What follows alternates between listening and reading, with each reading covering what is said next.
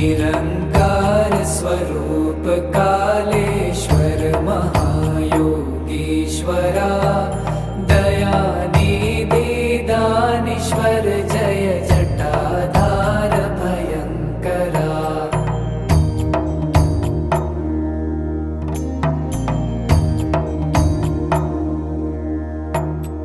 Shoolpani त्रिशूलधारी औगडी Baghambari Jai Mahesh